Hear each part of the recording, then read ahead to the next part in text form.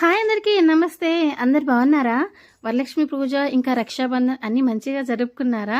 So నేనైతే మా ఇంటి మహాలక్ష్మికి ఇంత మంచిగా వరలక్ష్మి వ్రతం అయితే కంప్లీట్ చేసుకున్నాను. ఆ రోజు నా షార్ట్స్ అన్నీ చాలా లేట్గా వస్తున్నాయి.